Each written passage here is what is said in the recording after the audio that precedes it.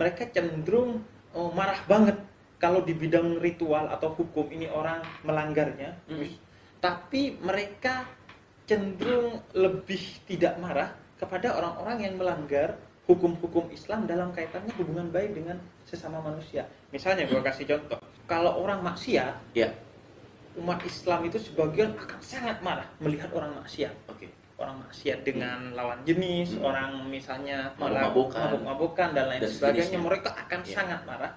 Tapi kalau misalnya ada ketua partai politik Islam yang ditangkap karena korupsi, umat Islam itu sikapnya tidak seheboh menghadapi orang yang maksiat. Padahal Wow. dosanya korupsi itu kan jauh berlipat ganda ketimbang dosa ini yang point of view lain. menarik banget. Iya.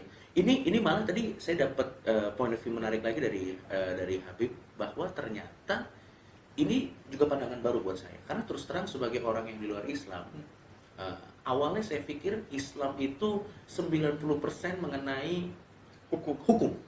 Karena memang seperti yang Habib bilang tadi, yang didengung-dengungkan secara mayoritas itu adalah ritual, bagaimana caranya ini, bagaimana caranya ini, bagaimana caranya ini.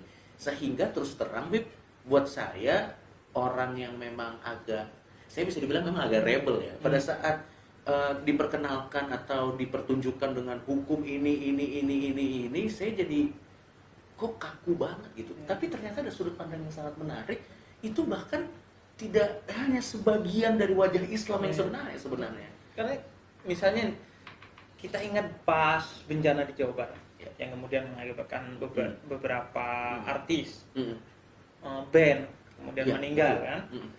Lu bayangin ketika itu sebagian umat Islam yang pola pandangnya hukum itu dan yang lebih agak ada salah mungkin, paham tentang keislamannya, mereka kemudian langsung mencibir, makanya jangan nyanyi-nyanyi karena musik itu haram, bla bla bla dan lain sebagainya.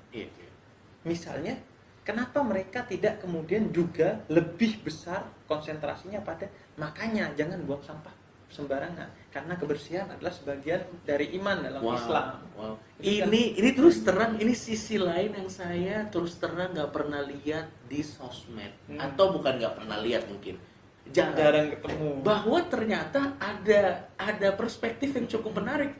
Tidak semata-mata menyalahkan orang yang di sana, tapi maksudnya ada tindakan-tindakan preventif kayak misalnya buang sampah atau merusak lingkungan kan. Dan itu sangat dasar dalam Islam, menjaga lingkungan itu sangat dasar, karena orang nggak akan bisa beribadah, berhubungan baik sesama manusia kalau lingkungannya tidak mendukung kan, kalau kondisi masyarakatnya misalnya sedang konflik dan lain sebagainya, sehingga itu salah satu hal dasar dalam. Terus terang Web, ini benar-benar mematahkan atau memberikan perspektif baru buat saya, yang dimana ada stigma yang mengatakan bahwa beberapa umat Islam ini pantang untuk berpikir di luar dari maksiat, dosa dan yang lain-lain. Karena terus terang, ini saya ngomong jujur aja, Bebe. Kalau saya ketemu orang Islam pada umumnya, kalau kita berbicara mengenai bencana alam, atau kita berbicara mengenai konflik sosial, atau kita berbicara mengenai fenomena alam, pasti buat mereka penyebabnya adalah orang maksiat. Padahal ternyata ada perspektif lain, bukan dilarang oleh Islam. Ya ada juga penyebab-penyebab lain sebenarnya. Ada penyebab lain.